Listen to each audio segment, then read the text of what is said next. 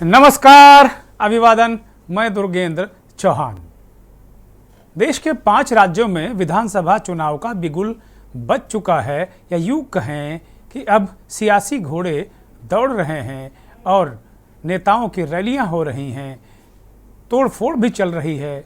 आमतौर पर 5 राज्यों में लगभग जो बड़े राजनीतिक दल हैं, टिकट बंटवारा भी पूरा हो गया है। अब जो प्रत्याशी हैं वो घर घर जा रहे हैं। सियासी दल चुनाव में जीत के लिए पूरा दमखम लगा रहे हैं। एक तरफ उत्तर प्रदेश में, जहां हाल ही के दिनों में अखिलेश यादव, कमलनाथ, अजय राय के बीच जुबानी जंग देखने को मिली, तो वहीं चुनावी सरगर्मी के बीच अब कांग्रेस ने अपने तर्कस से एक नया तीर छोड़ा है। ये तीर कितना सटीक बैठेगा ये तो कहना अभी फिलहाल जल्दबाजी हो गई, लेकिन ये वो ब्रह्मास्त्र है जो अभी तक चुनाव में बीजेपी कांग्रेस को हराने के लिए इस्तेमाल करती रही है। देश के 5 राज्यों में चुनावी जीत को पुख्ता करने के लिए और अगले साल होने वाले लोकसभा के चुनाव में मोदी सरकार को केंद्र से हटाने के लिए कांग्रेस ने जहां जय जवान की राह पकड़ ली है, तो वहीं बीजेपी ने 5 राज्यों में कमल खिलाने के लिए और भविष्य का रोड मैप तैयार करने के लिए जय किसान का सहारा लिया है। दोनों ही सियासी दल जमीनी स्तर पर अपने वोट बैंक को मजबूत करने के लिए कश्मीर से कन्याकुमारी तक के मुद्दों को धनुष की प्रत्यंचा पर चढ़ाकर वोटरों पर निशाना साध रहे हैं। जहां एक कांग्रेस सांसद राहुल गांधी ने कांग्रेस नेता, एक तरीके से राहुल गांधी ने जो कांग्रेस सांसद हैं, उन्होंने पूर्व राज्यपाल जम्मू कश्मीर के बहुत ही चर्चित नेता रहे हैं, और जब से वो हटे हैं तब से वो लगातार नरेंद्र मोदी और उनकी सरकार को कटघरे में खड़ा कर रहे हैं। सत्यपाल मलिक नाम है उनका। सत्यपाल मलिक का ऐसे तो बहुत सारे इंटरव्यू हुए, लेकिन राहुल गांधी ने जब सत्यपाल मलिक का इंटरव्यू लिया तो ये राजनीति में एक नए तरीके का परसेप्शन क्रिएट करने के लिए लोग दौड़ पड़े, और एक पत्रकारों का एक वर्ग भी लगातार ये कह रहा है कि राहुल गांधी ने इनका इंटरव्यू लिया है, उसके राजनीतिक मायने हैं और उसके मुद्दे बड़े दिलचस्प हैं। राहुल गांधी ने इस इंटरव्यू में किसान आंदोलन, पुलवामा हमला और अडानी जैसे उन मुद्दों को छुआ है जिन पर बीजेपी जवाब देने से कतराती रही। केंद्र सरकार को निशाने पर लिया, नरेंद्र मोदी को सीधे कटघरे में खड़ा किया। तो नरेंद्र मोदी की सरकार ने कैबिनेट बैठक के जरिए किसानों को राहत देते हुए उन्हें रियायती दर पर उर्वरक देने का फैसला किया है और कैबिनेट ने इसमें मोहर लगा दी है। केंद्रीय मंत्री अनुराग ठाकुर ने इसकी जानकारी दी और कहा कि सब्सिडी बरकरार रखने का फैसला किया गया है। यूरिया की कीमत नहीं बढ़ेगी। हालांकि इन दिनों बुआई का सीजन चल रहा है और यूरिया की किल्लत की खबरें भी हमारे पास आ रही हैं। तो यानी ये कहा जाए कि भाजपा जय जवान कह रही है, तो एक तरीके से कांग्रेस, माफ़ कीजिएगा, जय जवान जय किसान का तो नारा शास्त्री जी ने दिया था, लेकिन भाजपा अक्सर ये देखने में आता है कि जवानों की बात वो करती रही, सेना की बात करती रही है। और अभी एक ये भी खबर आई कि अब जो सैनिक छुट्टी पर आएंगे गांव में, वो सरकार की उपलब्धियां बताएंगे। इसको लेकर भी काफ़ी आलोचना हुई, और वो सैनिक जो अपना फीडबैक होगा वो अपने जो निकट का कमान होगा वहाँ देंगे। तो इस पर सेना के राजनीतिक इस्तेमाल पर भी कांग्रेस ने सवाल उठाया था, और अब राहुल गांधी ने ये इंटरव्यू लेकर एक तरीके से जवानों के मुद्दे पर, अक्सर सेना के संवेदनशील मसलों को छूकर नरेंद्र मोदी काफ़ी आगे निकल जाते हैं, लेकिन उस घेराबंदी को राहुल गांधी ने कर दिया है। किसान आंदोलन में मोदी सरकार वैसे ही बहुत ज़बरदस्त तरीके से उसको डेंट पहुंचा था, और आंदोलन इतना ज़बरदस्त था कि जो 4 कानून थे उनको वापस लेना पड़ा था। अब नए सिरे से किसानों की आय बढ़ाने, उनको राहत देने के लिए भारतीय जनता पार्टी ने किसानों को राहत दी है। तो कांग्रेस पार्टी जवान और राष्ट्र और देशभक्त की भावनाओं को लेकर मैदान में उतरने की ठान चुकी है।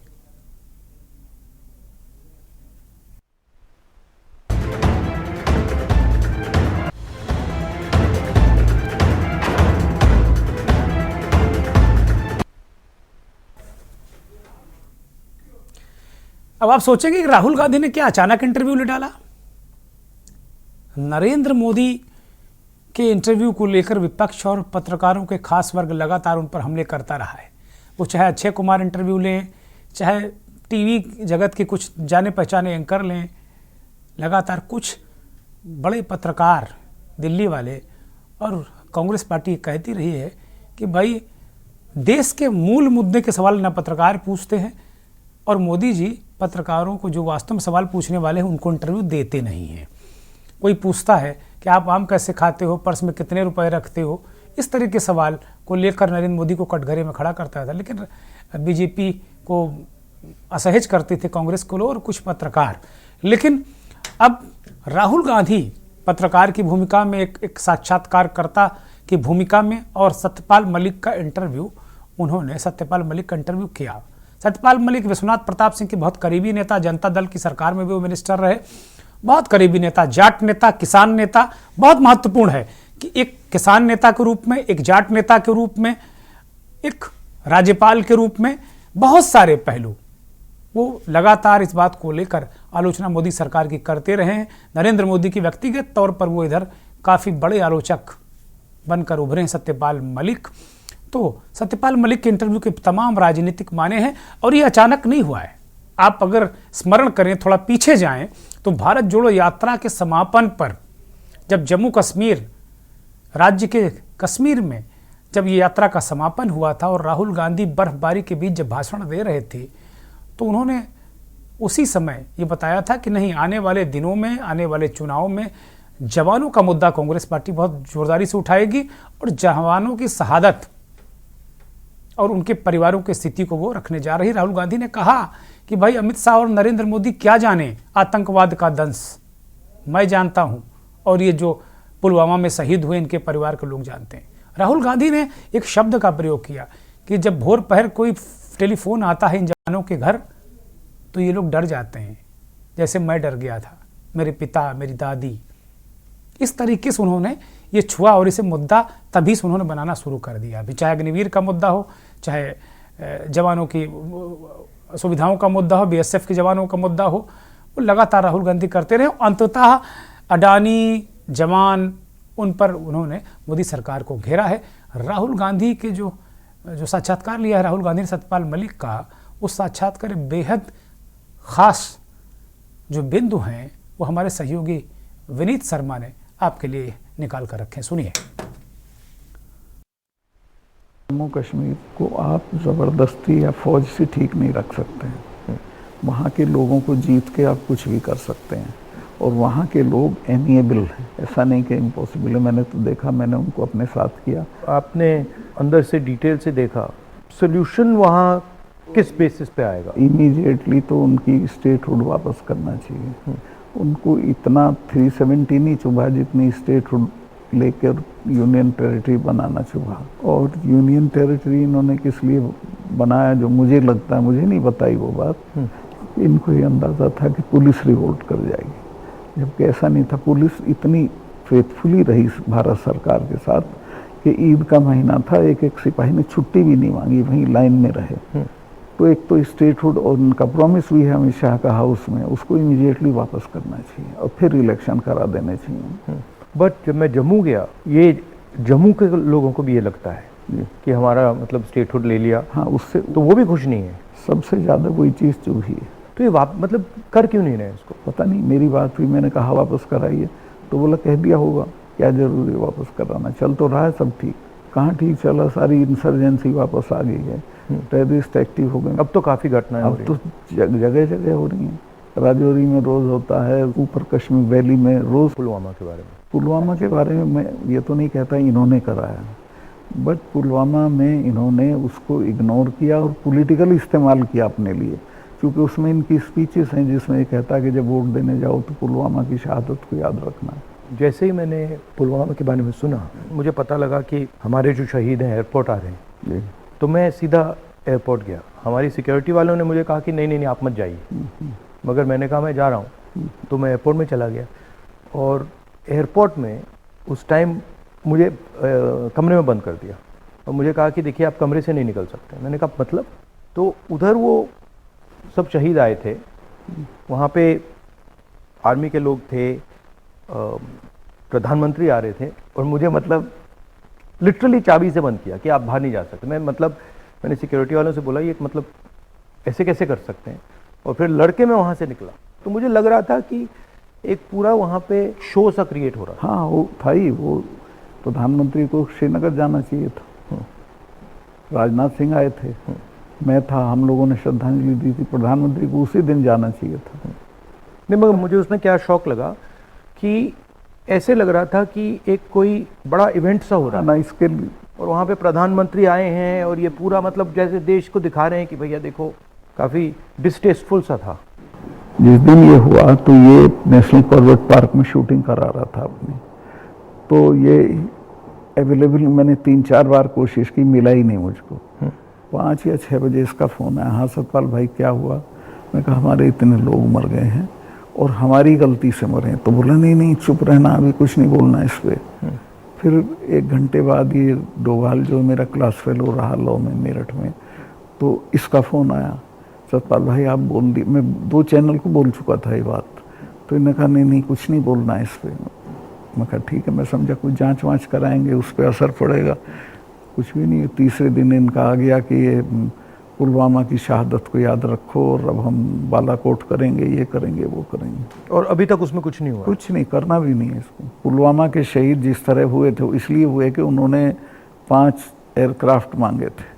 अगर वो मेरे से मांग लेते तो मैं इमीडिएटली कर देता। मैं तो वहाँ स्टूडेंट्स जब जम्मू में फंस जाते थे बर्फ में, उनको एयरक्राफ्ट से, क्योंकि दिल्ली में एयरक्राफ्ट इमीडिएटली मिलता है किराए पे। 4 महीने तक एप्लीकेशन उनकी पड़ी रही होम मिनिस्ट्री में, और 4 महीने बाद वो खारिज कर दी कि नहीं देंगे। यहाँ मीडिया में मतलब मैं देख रहा था, यहाँ पे इतना बड़ा कास्ट सेंसस का मुद्दा है, बट अब आजकल बस इजराइल कास्ट सेंसस को नहीं दिखा। मतलब जो चाहे वो अदानी हो चाहे वो कास्ट सेंसस हो, जो ज़रूरी बातें हैं उसका कुछ नहीं होगा, मगर इजराइल हो, बॉलीवुड हो, क्रिकेट हो, उस पर चलते जाएंगे। अदानी तो आपने इसके चिपका दिया, वो तो छूटेगा नहीं, गांव-गांव चला गया अदानी का। और लोग ये कहते हैं अदानी के यहाँ इसी का रुपया है। हाँ, वो 20,000 का आपने उठाया था, 20,000 करोड़, इतना बड़ा इन्वेस्टमेंट कहाँ से आएगा? बड़ा दिलचस्प इंटरव्यू है, और इंटरव्यू क्या कहें, डिस्कशन है, संवाद है। इसे ठेठ इंटरव्यू नहीं कहा जा सकता, क्योंकि राहुल गांधी भी अपने अनुभवों को साझा कर रहे हैं। ये ठीक उसी तरीके से है जैसे राहुल गांधी ने रिजर्व बैंक के पूर्व गवर्नर रघुराम राजन का एक इंटरव्यू लिया था भारत जोड़ो यात्रा के दौरान। वो भी एक डिस्कशन था, एक आपस में बातचीत थी। सतपाल मलिक कह रहे हैं कि आपने अडानी को चिपका दिया। पता नहीं कितना चिपका कितना नहीं चिपका, लेकिन मुद्दे बड़े महत्वपूर्ण हैं। बहुत सारी बातें हैं। कश्मीर की जो उनका स्टेटहुड है, इसको लेकर बात की है कि उसको वापस करना चाहिए। राहुल गांधी भी सहमत हैं। इस देश की भाजपा के बाद दूसरी सबसे बड़ी राजनीतिक पार्टी। इसी तरीके से कास्ट सेंसस का मुद्दा भी राहुल गांधी ने रख दिया। मीडिया को भी घेरा है कि मीडिया भी इजराइल दिखा रहा है, क्रिकेट दिखा रहा है, कास्ट सेंसस पे बात नहीं कर रहा। लग रहा है कि राहुल गांधी की बात आज मीडिया ने सुन ली। आज मुझे एक साथ देश के 4-5 जो टॉप चैनल हैं, एक साथ वो कास्ट सेंसस पे बात कर रहे थे और कह रहे थे कि जातीय राजनीति, उनका जो टोन था कि जातीय राजनीति विपक्ष के जहर फैला रहा है। प्रधानमंत्री ने भी आज कुछ कहा है इस संदर्भ में, और उसी को लेकर आज विपक्ष को कास्ट सेंसस के मुद्दे को एक तरीके से, दूसरे तरीके से मुख्यधारा के मीडिया ने आज पेश किया। और ये मुख्यधारा का मीडिया ये कह रहा है कि ये लोग जाति राजनीति कर रहे हैं, जाति की राजनीति कर रहे हैं, और इससे समाज विघटित होगा, देश खतरे में आएगा। इस तरीके की बातें की हैं। तो ये बेहद दिलचस्प इंटरव्यू कहें, डिस्कशन कहें, परिचर्चा कहें, इस पर ही आज हम मंथन करने जा रहे हैं। हमारे साथ कुछ खास मेहमान जुड़ गए हैं। उत्तर प्रदेश और देश की राजनीति को बहुत अच्छी तरह समझने वाले वरिष्ठ पत्रकार, राजनीतिक विश्लेषक संजय श्रीवास्तव हमारे साथ जुड़े हैं। संजय जी, बहुत स्वागत, बहुत धन्यवाद, बहुत आभार आपका। देवेंद्र प्रमुख साहब, भारतीय जनता पार्टी के वरिष्ठ नेता, हमारे साथ गाजियाबाद से जुड़े हैं। देवेंद्र भाई, बहुत स्वागत, बहुत धन्यवाद। किसानों की रहनुमाई करने वाले मनोज नागर साहब, किसान नेता, भारतीय किसान यूनियन से जुड़े हुए हैं। नागर साहब, बहुत स्वागत, बहुत धन्यवाद, बहुत आभार। थोड़ी देर में कुछ और मेहमान हमारे साथ जुड़ेंगे, उसमें सेना के अधिकारी भी होंगे और जम्मू कश्मीर से हमारे सहयोगी मित्र, अक्सर सहयोग किया करते हैं, हमारा संजीव केरनी जी भी थोड़ी देर में जुड़ेंगे। सबसे पहले मैं नागर साहब के पास जाऊंगा। मैं जाना तो संजय श्रीवास्तव जी के पास चाह रहा था, लेकिन जो ये आखिरी बात राहुल गांधी और सतपाल मलिक की थी ना, वो हमें नागर साहब पर जाने के लिए मजबूर कर रही है। नागर साहब, बहुत सारे सवालात राहुल गांधी ने रखे हैं और एक इंटरव्यू नहीं, मैं इसे परिचर्चा कहूँगा, जैसे रघुराम राजन के साथ वो परिचर्चा कर रहे हैं। और सबसे महत्वपूर्ण बात है कि वो ये भी सवाल उठा रहे हैं कि भाई वास्तव में जम्मू कश्मीर में बहुत सारी घटनाएं बढ़ी हैं। अब जिसकी अपेक्षा से वहाँ 370 हटाई गई थी, वो करें उनका स्टेटहुड वापस देकर वहाँ चुनाव कराया जाए, स्टेट का दर्जा दिया जाए उनको, मतलब जो चीज़ें हैं। तो परोक्ष रूप से वो कह रहे हैं कि भाई धारा 370, मुझे ऐसा लगता है, अभी संजय जी बताएंगे, लेकिन परोक्ष रूप से वो कह रहे हैं कि धारा 370 जो हटाई थी उसको लगाओ। मनोज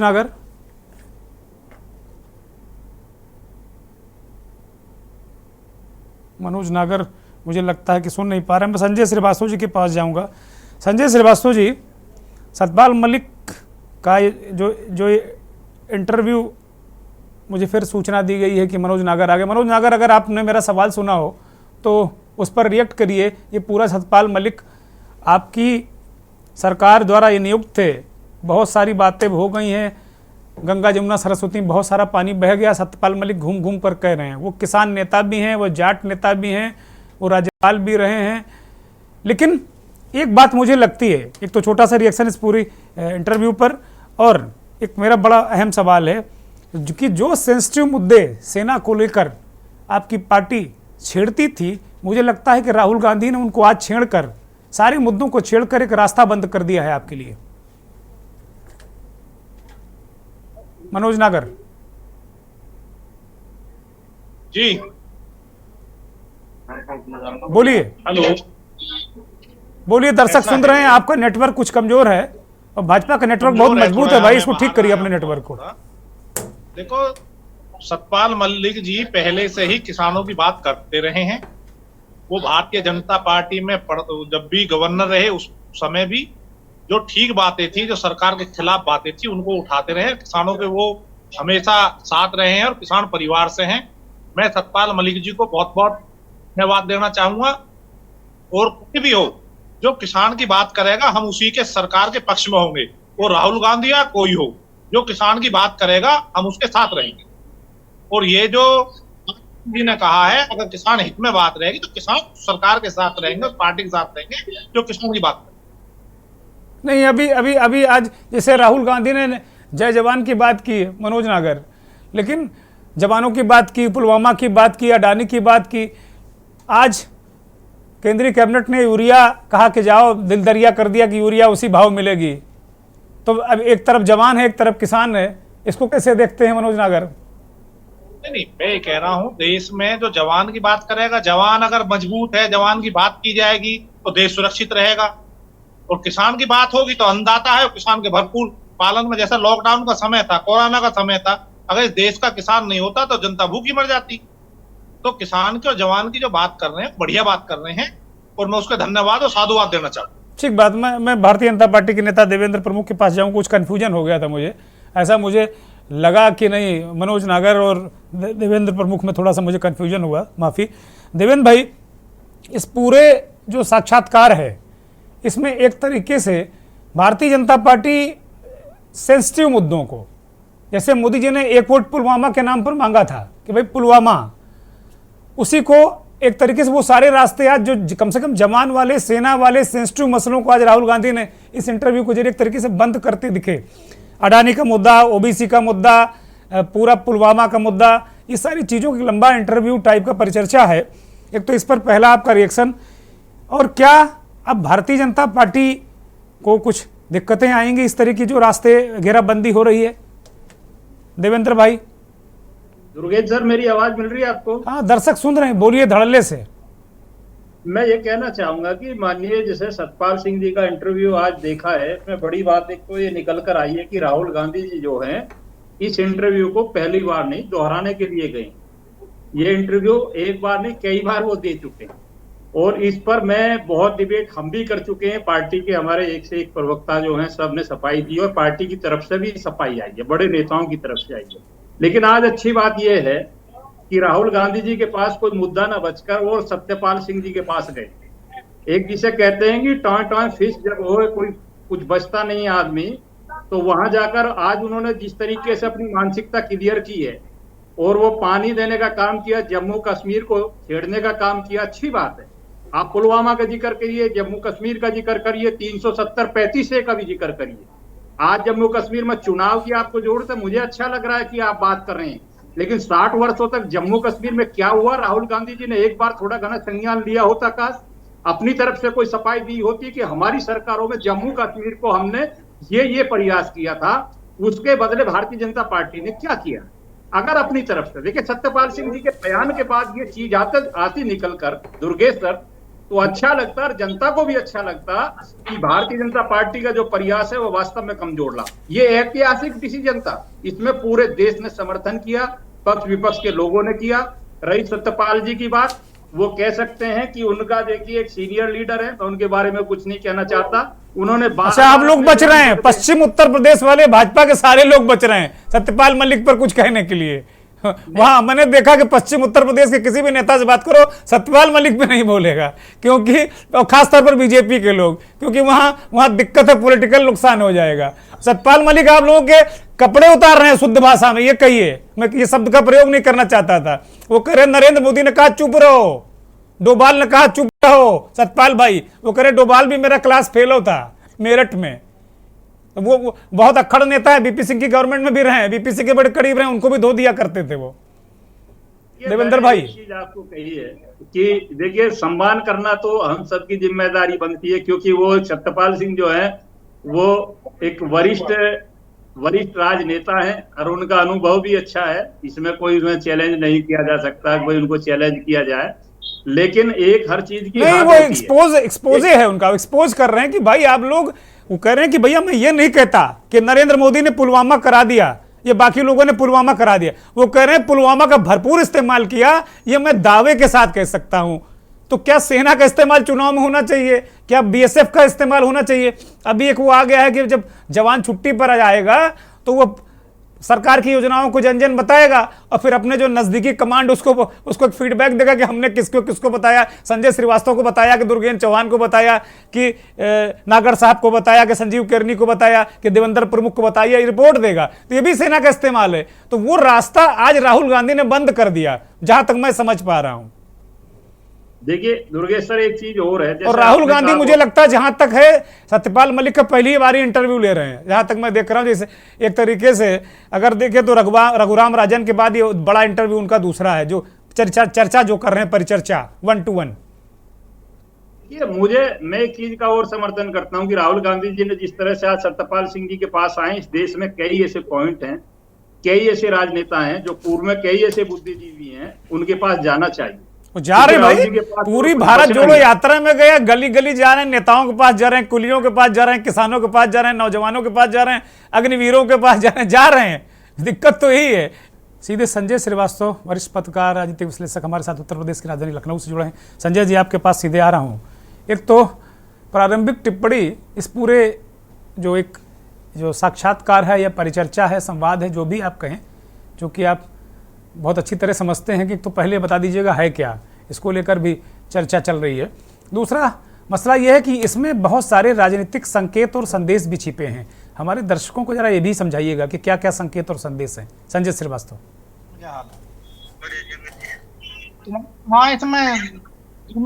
संजय जी आपकी आवाज नहीं हम सुन पा रहे हैं, कृपया ठीक करें उसको। अब आ रही है हमारी आवाज? हाँ बोलिए धड़ल्ले से, बिल्कुल अच्छी आ रही, बोलिए। जी दुर्गेश जी, बहुत बहुत धन्यवाद। और बहुत अच्छे टॉपिक पे आपने अच्छा, ये हमेशा मंथन की अवधारणा भी डिबेट तो रखते रहे हैं आप। इसमें। एक तो संजय जी, मैं रोक रहा हूं आपको। सारे जो भी लोग और भी मेहमान है वो अपना माइक को बंद कर रखते हैं और जब उनका नंबर आए तभी बोले। डिस्टर्बेंस चेक नहीं है भाई, दिक्कत है उसमें। बोलिए संजय जी। जी दुर्गेश जी, मैंने कहा कि मंथन हमेशा से आपका बहुत ही बर्निंग टॉपिक पर रहता है। आज राहुल गांधी का जो संवाद हुआ सतपाल मलिक जी से, भारतीय जनता पार्टी के जो प्रवक्ता बैठे उन्होंने कहा कि ये काफी पुराना हो चुका है। मैं भी इत्तेफाक रखता हूं कि काफी पुराना हो गया है, क्योंकि तमाम मीडिया हाउस को उन्होंने इंटरव्यू दिया था, लेकिन जो देश के, आपने भी कहा कि बहुत बड़े चैनल और बहुत बड़े जो पत्रकार हैं, उन लोग सतपाल मलिक को बिल्कुल किनारे कर रखा था। अपनी स्क्रीन पे उनको चेहरा भी नहीं दिखाया उस इंटरव्यू को लेकर, बल्कि तमाम बड़े चैनलों ने सवाल उठाए कि क्या सच्चाई है सतपाल मलिक जो अब बोल रहे हैं। जी जी। सतपाल मलिक जब राज्यपाल रहते हुए बोलते थे तब किसी ने सवाल नहीं उठाया। सतपाल मलिक जब राज्यपाल से हट गए और अब बोलना शुरू किए तो ये मीडिया हाउस सवाल उठाते हैं। निश्चित तौर पर यह कहना पड़ेगा कि देश में मीडिया हाउस बटा हुआ है और अगर विपक्ष ये कहता है तो उसे मानना भी चाहिए। जाहिर सी बात है, मीडिया को हमेशा से तटस्थ होना चाहिए, न्यूट्रल तरीके से जो भी खबरें चाहे पक्ष से आ रही हो, विपक्ष से आ रही हो, सरकार और सत्ता के मुद्दे हो या विपक्ष के मुद्दे हो या देश में ज्वलनशील मुद्दे हो, उनको उठाना चाहिए। जो काम आपने किया है कि आपने राहुल गांधी ने एक संवाद किया, उसमें कुछ ऐसे मुद्दे थे जो हो सकता है काफी पुराने हों, लेकिन चूंकि 5 राज्यों में चुनाव है और हम आप राजनीतिक विश्लेषक भी हैं, तो राजनीति के लिहाज से बहुत मायने रखते हैं। बीजेपी के प्रवक्ता को भले ही फर्क ना पड़ता हो, लेकिन उनके आंकड़ों को फर्क साफ नजर आ रहा होगा कि इस संवाद के जरिए राहुल गांधी क्या मैसेज देना चाहते हैं उन 5 राज्यों के चुनाव में जो जनता वोटिंग करेगी उसके लिए कितना अहम है। उन्होंने जो जो मुद्दे उठाए, आप देखिए कि किसान का मुद्दा हो, अग्निवीर का मुद्दा हो, पुलवामा का मुद्दा हो, 370-35A का हो, सब पर उन्होंने अडानी का मुद्दा संजय जी और सतपाल जी करें कि आपने चिपका दिया बीजेपी को। बिल्कुल अडानी का कि उन्होंने सीधे कहा कि आपने तो सीधे कहा कि 20,000 करोड़ रुपया उसका है। उन्होंने नाम नहीं लिया, लेकिन सीधे कहा कि उसका रुपया है जो उसके कंपनी में लगा है और आपने उठाया। तो उनको क्या क्या नहीं झेलना पड़ा, उन्हें संसद से बाहर जाना पड़ा, संसद सदस्यता उनकी तुरंत निरस्त करा दी गई। बाकी भारतीय जनता पार्टी के भी तमाम नेताओं को, मैं नाम नहीं लूंगा, उनको भी 4 वर्ष की पूरी सजा हुई, लेकिन उनकी सजा पे रोक लग गई, उनका कुछ नहीं हुआ, ना सांसद सदस्यता गई, ना वो कहीं बाहर हुए। तो ये सब सवाल उठते हैं। अभी जातीय जनगणना की भी बात उठाई और जातीय जनगणना आज सारे चैनलों ने दिखाना भी शुरू किया, लेकिन वो सत्ता की तरफ से ही लग रहा था जैसे दिखा रहे हैं। जी सवाल उठा रहे हैं कि वो कह रहे हैं कि सारा विपक्ष जातिवादी जहर फैला रहा है। जो आज जो मीडिया का टोन है, मुख्य धारा जिसको हम कहते हैं। मैं पूछता हूं भारतीय जनता पार्टी से, कभी उत्तर प्रदेश में तो चुनाव हुए थे, तो उत्तर प्रदेश के चुनाव से ठीक पहले 7 लोगों को केंद्र में मंत्री बनाया गया, 7 ओबीसी थे और ढोल नगाड़े पीट पीट कर बताया गया, ये देखिए फलाने ओबीसी, फलाने ओबीसी, फलाने इस जात के, फलाने उस जात के। अरे इनको छोड़िए, देश के सर्वोच्च पद पर आसीन महामहिम राष्ट्रपति जी को जब इन्होंने उस कुर्सी से नवाजा तो उसका भी पूरा फायदा लिया, उसको भी ढोल पीट पीट कर बताया कि देखिए कैसे एक आदिवासी महिला का मैंने सम्मान किया, मैं उसे राष्ट्रपति के पद पे बैठा रहा हूं और पूरा विपक्ष जो है वो किसी दूसरे का नाम को आगे बढ़ा रहा है, वो उसका विरोध कर रहा है, उस पर भी इन्होंने कटघरे में खड़ा करने को। आप करो तो गप गप, दूसरा करे तो थू थू, भाई ये नहीं चलेगा और ये चलना भी नहीं चाहिए, क्योंकि आप हमेशा कहते हो कि मैं चाय वाला हूं, पिछड़ी जात से आता हूं, तो आप पिछड़ी जात और सारी चीजों की भागीदारी बताते हो, और जब दूसरा कोई पिछड़ी जात की भागीदारी की बात करता है तो आप कहते हो अरे जनाब ये तो जातिगत राजनीति कर रहे हैं, ये तो जातीय राजनीति कर रहे हैं। ये नहीं चल पाएगा। अब इस देश की जनता समझदार हो रही है और हर राज्य दर राज्य जब चुनाव हो रहे हैं तो आपको जब मुंह की खानी पड़ रही है, फिर भी अभी आप चेत नहीं रहे हैं। अब ये 5 राज्य के चुनाव होने वाले हैं, इन 5 राज्यों के चुनाव में भी अभी मैं एक बहुत ताजा उदाहरण दे रहा हूं दुर्गेन जी। संजोग से दिल्ली में उस दिन मैं भी था, क्योंकि ओपीएस की जो राष्ट्रीय कार्यकारिणी बनी है उसमें मैं भी एक सहयोग करता हूं। हालांकि मेरा ओपीएस से कोई लेना देना नहीं, क्योंकि ना तो मैं किसी नई सरकारी सेवा में हूं कि मुझे ओपीएस मिलना है। हाँ, मेरी पत्नी जरूर है, तो मैं भी उसमें शामिल था, संजोग से दिल्ली में ही था। इतनी बड़ी खबर थी, 16 लाख से ज्यादा कर्मचारी वहां इकट्ठा हुए, लेकिन किसी राष्ट्रीय अखबार ने बड़े नामचीन और किसी चैनल ने 1 मिनट का भी उनको फुटेज नहीं दिया, ना उनकी कोई खबर छपी किसी राष्ट्रीय अखबार में। बाद में बहुत से लोगों ने अखबारों का वॉकआउट किया, टीवी का वॉकआउट किया। मैं आपको इसलिए बता रहा हूं कि मेरे ही आकर ने पूछा मुझसे कि भैया आपकी कॉलोनी में 8-10 लोगों ने अखबार बंद कर दिया, आखिर क्यों? तो मैंने बताया कि भाई अखबार क्यों पढ़ेगा आदमी, जब उससे जुड़ी हुई खबर ही उसको सवेरे देखने को नहीं मिलेगी तो वो अखबार क्यों लेगा? जाहिर सी बात है।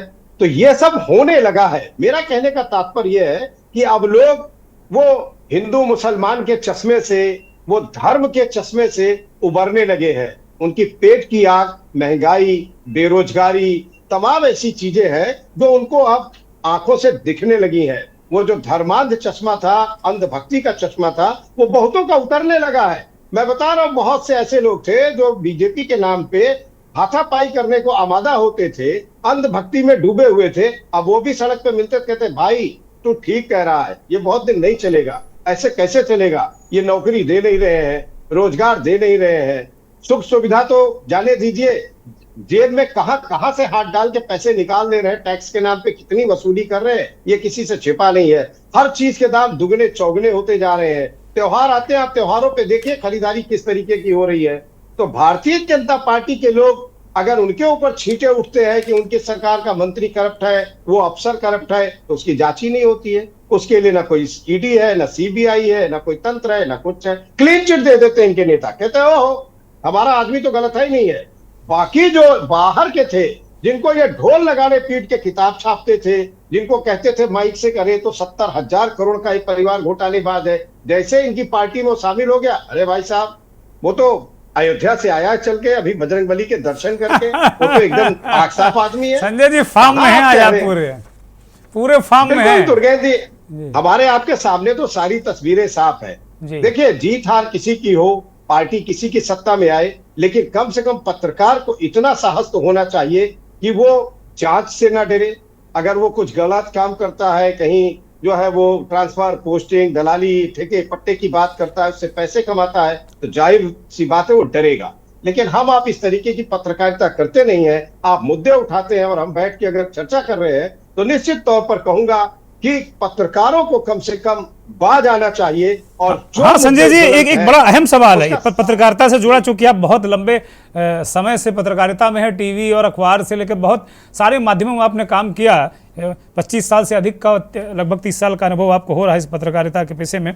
राहुल गांधी ने दूसरी बार बड़ा हमला किया है। भारत जोड़ो यात्रा के दरमियान जब दिल्ली में उन्होंने हमला किया था और उन्होंने किसी मुख्य धारा के मीडिया को, एक आप असम का, मैं सोच रहा था कोई टीवी चैनल, उसको छोड़ के आज तक उन्होंने कोई इंटरव्यू बहुत दिन से दिया नहीं। और आज वो हमला कर रहे हैं, इस पर भी चर्चा कर रहे हैं। वो कह रहे हैं कि भाई ये मीडिया इजराइल दिखा रहा है, क्रिकेट मैच दिखा रहा है और सारी चीज़ें, नाच गाना दिखा रहा है, लेकिन मुद्दे नहीं दिखाएगा, कास्ट सेंसस नहीं दिखाएगा, ओपीएस नहीं दिखाएगा, उसका जिक्र कर रहे हैं वो। तो अब हम और आप भी नहीं बचे, हमको आपको भी अब ये कटघरे में खड़ा करेंगे। नहीं, बिल्कुल करना चाहिए, लाजमी है वो। हम तो चाहते हैं कि हमारी भी तुलना, चूंकि उस बिरादरी से हम बाहर नहीं हो सकते, तो हमको भी कटघरे में खड़ा होना चाहिए, लेकिन हमें साफगोई से जवाब देना चाहिए। हो सकता है कुछ मीडिया हाउस की मजबूरी होती है, उन पर सख्ती होती है, या उन पर पैसों की बारिश होती है। बहुत सीधी सी बात है, या तो पैसों से बिका हुआ मीडिया है, या फिर सख्ती से उसके ऊपर नकेल कसी गई है कि मैं बोलना मत, नहीं तो तुझे कल ही भेज दूंगा और पुराना मामला तेरा एक मेरे पास है। ऐसे ही तो करते हैं।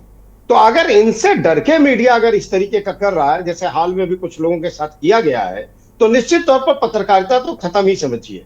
हमेशा जो होता है ना कि अघोषित इमरजेंसी है, अरे भाई इमरजेंसी क्या, जब इंदिरा गांधी ने लागू की थी वही इमरजेंसी है। अघोषित इमरजेंसी इसी को कहते हैं कि एक पत्रकार ने मिर्जापुर में नमक से रोटी खाने की खबर दिखा दी, साहब उस पर 25-26 मुकदमे लाद के उसे अंदर कर दिया गया। एक पत्रकार हाथरस पहुंच गया, कहीं बाहर से दक्षिण के सुदूर रास्ते से आया, उसको आपने कैसे आ गए भाई और क्यों आ गए, इस नाते उसको आपने अंदर कर दिया, क्योंकि वो कुछ आपका एक्सपोज करने जा रहा था।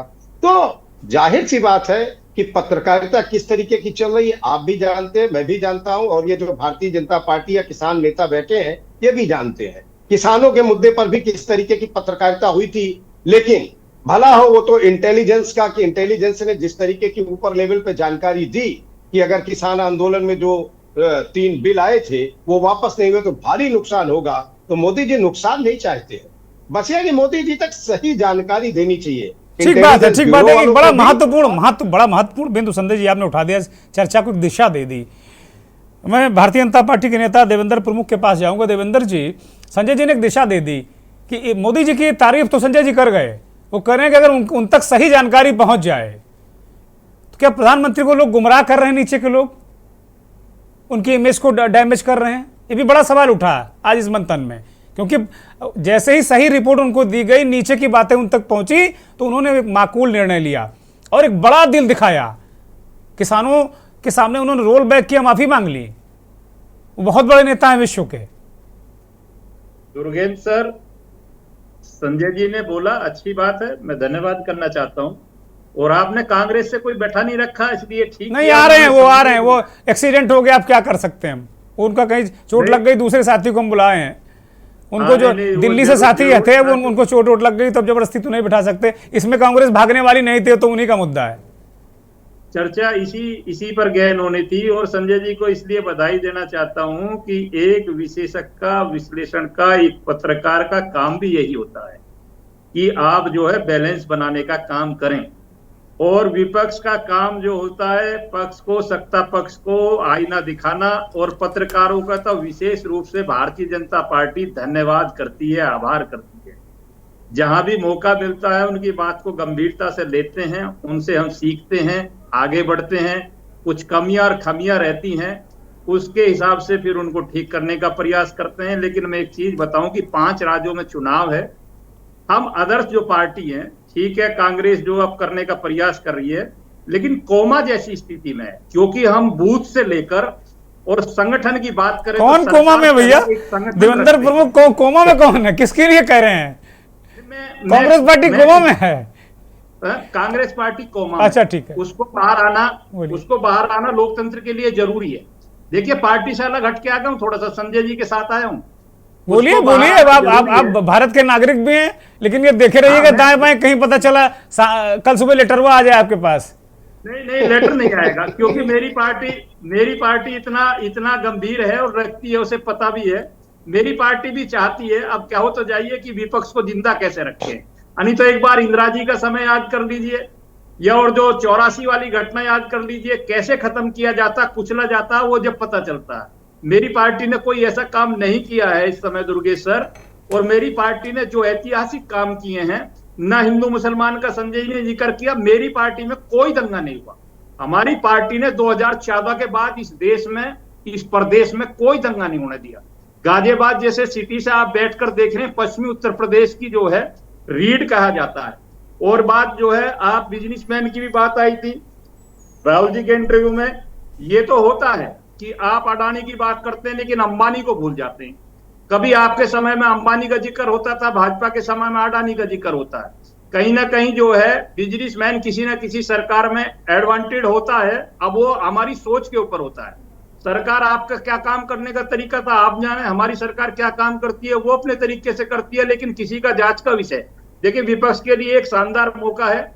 अगर राहुल जी इतने कड़े फैसले और इतना मेहनत कर रहे हैं, तो एक लिस्ट बना लें। और उनके पास मैं एक सलाह दे रहा हूं कि बहुत शानदार जो है एक पैनल है वकीलों का, जो विश्व स्तर की बात कर रहा हूं, भारत की नहीं, विश्व में जाकर वो पाकिस्तान जैसे देशों में भी मुकदमे लड़े हैं कुछ लोगों के।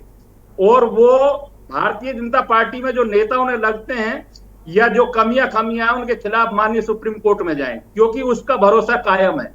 वहां से राहुल जी भी कहते हैं, पूरी कांग्रेस कहती है, पूरा विपक्ष कहता है, अगर आपको सरकार की कमी लग रही है तो आइए।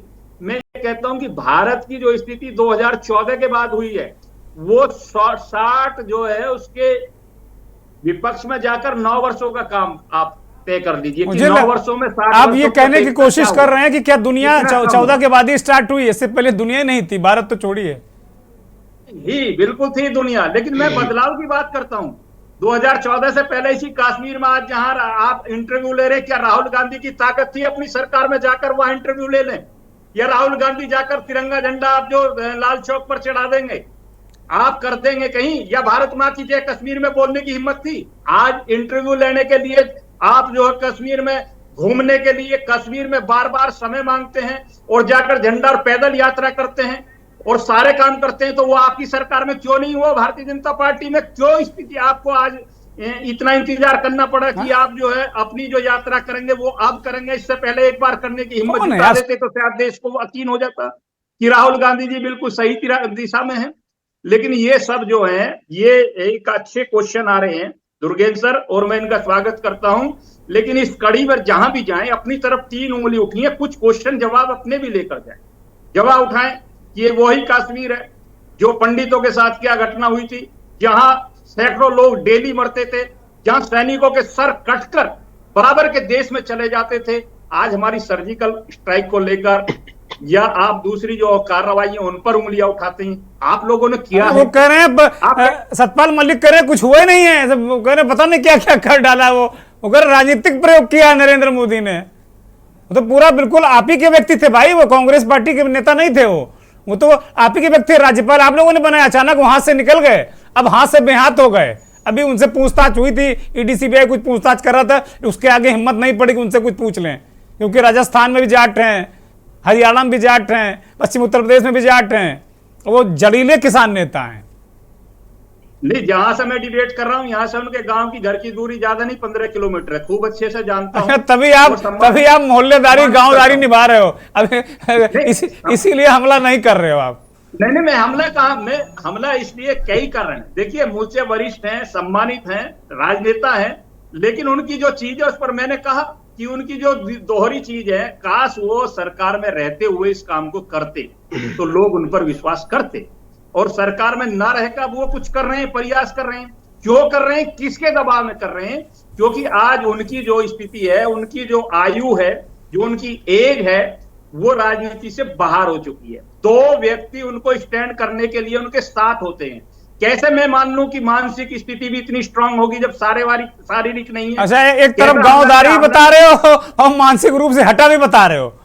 अरे भाई, यही दिक्कत है भाजपा वालों के साथ, ये भी दिक्कत है कि बड़े प्यार से मोहब्बत से फिट कर देते हैं। आनंद ताराना बहुत ही वरिष्ठ नेता हमारे साथ मध्य प्रदेश से जुड़े हैं, कांग्रेस के बहुत ही वरिष्ठ नेता हैं। आनंद जी, हमारे साथ बीजेपी के नेता जुड़े हुए हैं, देवेंद्र प्रमुख जी, वो कह रहे हैं कि भाई राहुल गांधी अगर बाकी उंगलियां उनकी तरफ उठाते तो 1-2 उनकी तरफ भी उठेंगी, और राहुल गांधी अपने भी कुछ मुद्दों का जनता को जवाब दिया करें, देश को, खाली ऐसे नहीं चलेगा। आनंद जी, राहुल गांधी के पहले आज से 9 साल से तो ये राहुल गांधी के विरोध में क्या क्या बोलते थे ये जाने, और कितना अनर्गल उनके बारे में बोला। लेकिन जब जो भारत जोड़ो यात्रा निकाली उन्होंने, तो निश्चित रूप से वो एक मील का पत्थर साबित हुई। क्या भारतीय जनता पार्टी के किसी नेता में आनंद भाई, मैं आज जरा स्पेसिफिक रहना चाहता हूं, मैं भारत जोड़ो यात्रा में डिबेट आज नहीं कर रहा हूं।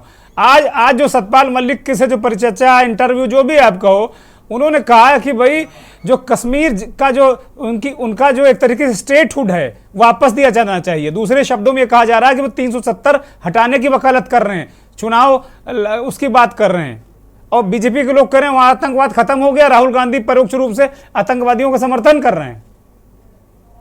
देखिए, कांग्रेस की जो आइडियोलॉजी है वो हमेशा देश की एकता अखंडता की रही है। आपने देखा होगा कांग्रेस के महान नेताओं ने अपने आप को इस देश की बलि वेदी पर अर्पित किया, चाहे महात्मा गांधी हो, चाहे इंदिरा गांधी हो, चाहे राजीव गांधी हो। इन्होंने देश की एकता के लिए, एक ने अलगाववाद को दूर करने के लिए किया, तो एक ने थोड़ा बोलने दीजिए कांग्रेस को भाई, देवेंद्र भाई अभी बोलने दीजिए। आप ही कह रहे थे कांग्रेस के लोग नहीं आए, अब आ गए तो जरा बोलने दीजिए उनको। बोलिए आनंद तारण, मैं आऊंगा आपके पास। देवेंद्र जी, मैं आऊंगा, मैं आ रहा हूं आपके पास, बोलिए आनंद तारण। गांधी जी ने जब देश आजाद हो गया तो भारतीय जनता पार्टी के आरएसएस के लोगों ने उनकी हत्या कर दी। इंदिरा गांधी की हत्या इसलिए कि उन्होंने जो देश की एकता अखंडता को जहाँ क्षति हो रही थी उसको बचाने के लिए किया। राजीव जी ने देश के सम्मान को बचाने के लिए किया। तो कांग्रेस तो कहीं अलगाववादियों के, आतंकवादियों के या देशद्रोहियों के साथ तो कभी हो ही नहीं सकती। और मैं आपको बताना चाहता हूँ कि ये आतंकवादियों को छोड़ने कंधार कौन, हम गए थे क्या? बिरयानी खाने हम गए थे क्या? पाकिस्तान? क्या आज तक देश का कोई प्रधानमंत्री पाकिस्तान गया है? आप तो बिरयानी खा के आ गए, वहाँ साल उड़ा के आ गए, पैर पड़ के आ गए। तो ये तो आपका चरित्र है। आप कौन से देश की बात कर? और जब देश आजाद हो रहा था तो आप अरे भाई आनंद जी, अगर मोदी जी आपस में सीमा पर दोस्ती करना चाहते हैं तो आप लोग बिरयानी और वो कह रहे हैं भुना हुआ मुर्गे की बात करने लगते हैं। मोदी जी नहीं खाते सब चीजें। करना चाहते हैं तो जब कांग्रेस की बात आती है तो काहे को पाकिस्तान को बीच में ले आते हैं? जब दोस्ती करना चाहते हैं तो उस हिसाब से करें। तो पाकिस्तान के नाम पे आपको क्यों दिक्कत होती भाई? आप हिंदुस्तान की बात करो। हमें अरे भैया, लेकिन पाकिस्तान का जो एजेंट है वो तो अभी ये कह रहे थे कि आपके कई नेता जो वकील हैं वो पाकिस्तान में मुकदमा लड़ने जाते हैं, ये कह रहे थे भारतीय जनता पार्टी के लोग, बैठे हुए प्रवक्ता हमारे साथ में। इनका चरित्र तो ये जाना है, लेकिन भारतीय जनता पार्टी का एक पदाधिकारी पाकिस्तान की खुफिया एजेंसी का एजेंट था, जो इनका आईडी देखता था, ध्रुव सक्सेना, वो तो इनका पाकिस्तान का एजेंट था। ये किस तरह की बातें करते हैं, इनका चरित्र क्या है? आतंकवादियों को छोड़ने जाते हैं कि और हमने तो आतंकवादी है जिनको फांसी दी है तो उनको लड़का भी दिया। आप तो बात करते हो, कहीं की बात करते हो, आप किसी को फांसी की बात करते हो। अच्छा ठीक है आनंद भाई, आरोप प्रत्यारोप हो गया। अब जरा मूल मुद्दे की बात कर रहे हैं, चूंकि आप मध्य प्रदेश के बहुत बड़े नेता हैं। मध्य प्रदेश ये कह रहे हैं कि कांग्रेस कोमा में है, 5 राज्यों में ये जीत रहे हैं, जरा ये बता दो आप। और ये क्या राहुल गांधी का जो इंटरव्यू है, क्या ये विधानसभा चुनाव का जो रोड मैप है ये लोकसभा तक के लिए सड़क बनाने के लिए है क्या? क्योंकि जो मुद्दे उठा रहे हैं, चाहे वो जाति जनगणना का मुद्दा हो, अडानी का मुद्दा हो, पुलवामा का मुद्दा हो, सेना के सदुपयोग का मुद्दा हो, बीजेपी उसे सदुपयोग कहती है।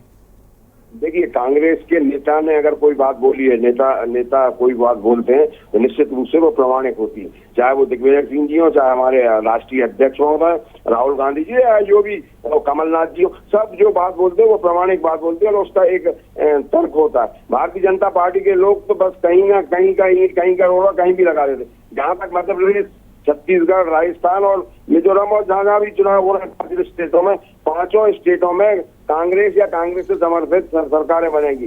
भारतीय जनता पार्टी तो अब देश में भी सरकार बना ले तो कैसे बनाओगे? वो करें, आपकी पार्टी कोमा में है, कैसे बनाओगे भाई? अरे कामा में तो भैया, इसीलिए कोमा से निकालने के लिए इंटरव्यू कर रहे हैं, पुराने मुद्दे, सड़े गले मुद्दे लेकर आ रहे हैं, जो मुद्दे आउटडेटेड हो गए। इन्होंने हम पर भी उंगली उठाई, दुर्गेश जी कहां ले आए आप? सतपाल मलिक का मुद्दा, ये भी आउटडेटेड है।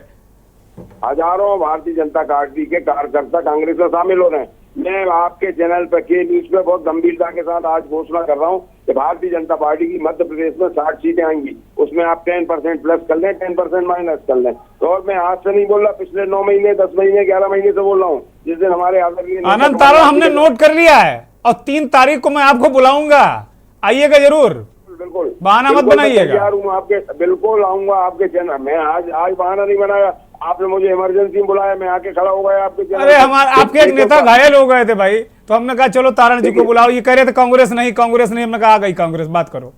दूसरा ये है कि सतपाल मलिक जी किसके नेता है? भारतीय जनता पार्टी के नेता हैं। अब भारतीय जनता पार्टी अपने नेता हो जो अगर आपके विरोध में बोलते, उनके बारे में अनर्गल वक्तव्य देती है, तो इनका चरित्र क्या है? इनका चरित्र अच्छा, ये जो राहुल गांधी ने किया है, ये वोटों का मसला है क्या ये? लेकिन आप क्यों कहेंगे? आप तो कहेंगे नहीं, ये वोटों का मसला नहीं लगता आपको कि जो सारे मुद्दे वो उठा रहे हैं, ऐसे मौके पर इंटरव्यू करके ले आए। अभी 7 तारीख से वोटिंग शुरू हो जाएगी तमाम विभिन्न चरणों में, और उसके बाद फिर लोकसभा का चुनाव है अगले साल।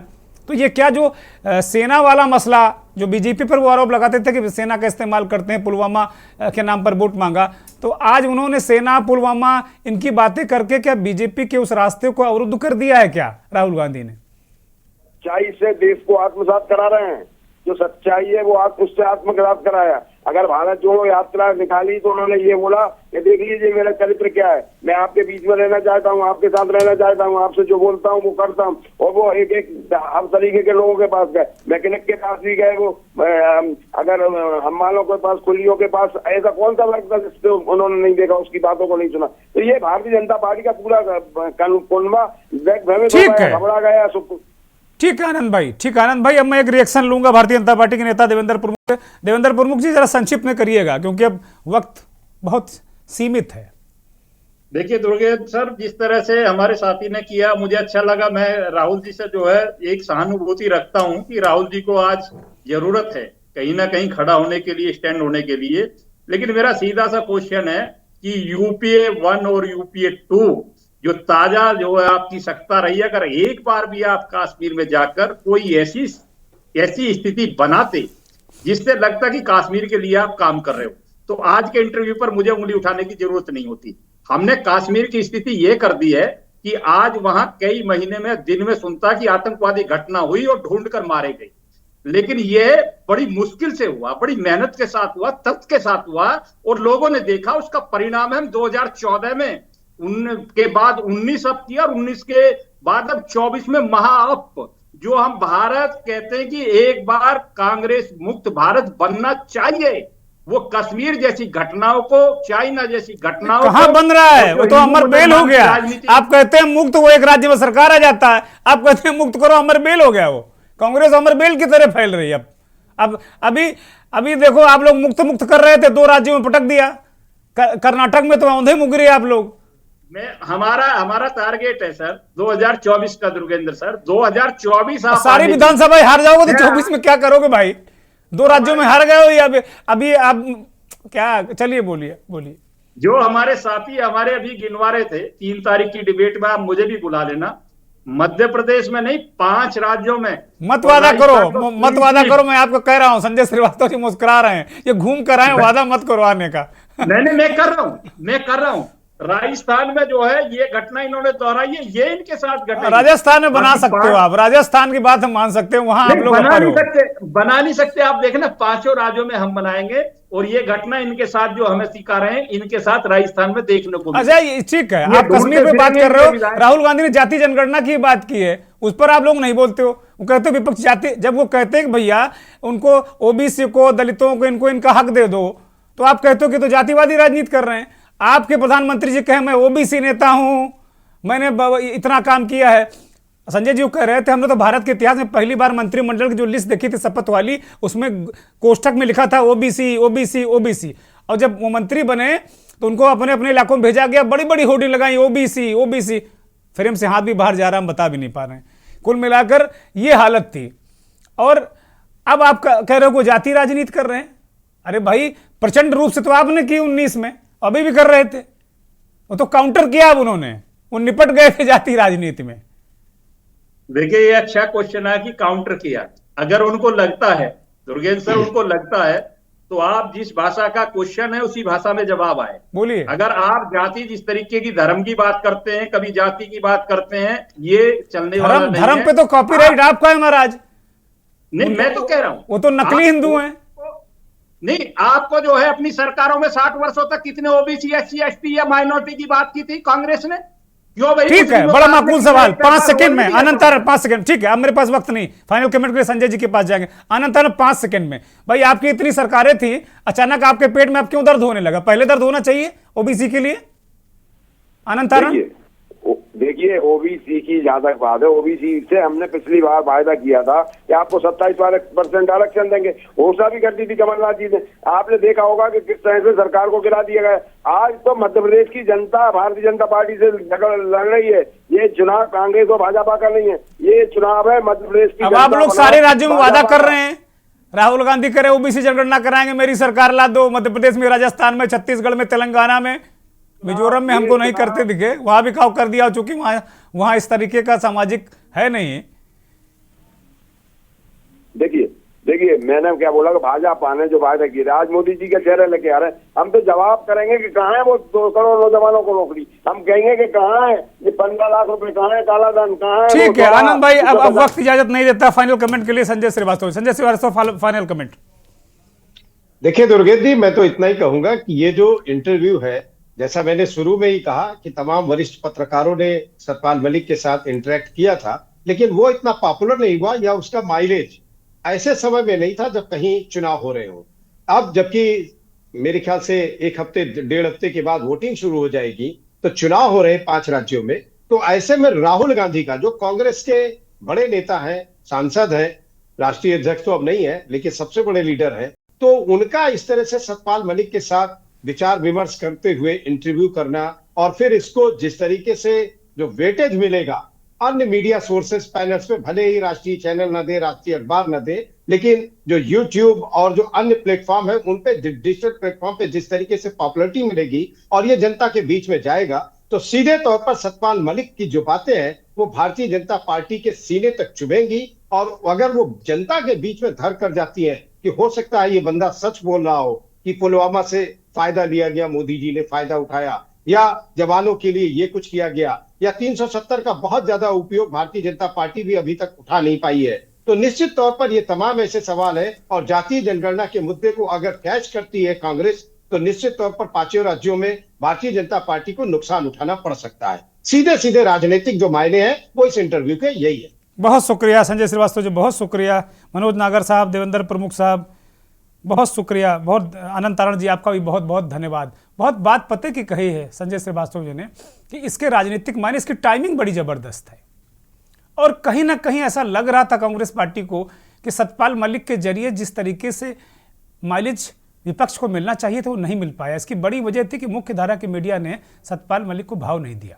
अब मुख्य धारा की मीडिया में तो विपक्ष का वो दबदबा है नहीं, तो जाहिर सी बात है राहुल गांधी जैसे कद के नेता ने अगर इंटरव्यू लेकर इसे सोशल मीडिया पर पोस्ट कर दिया है तो जाहिर सी बात है जो मुख्य धारा के मीडिया में माइलेज मिलता कमोबेश लगभग वैसा ही माइलेज मिल सकता है और इसका फायदा सीधे सीधे कांग्रेस पार्टी उठाना चाहती है। बहुत बहुत धन्यवाद, नमस्कार।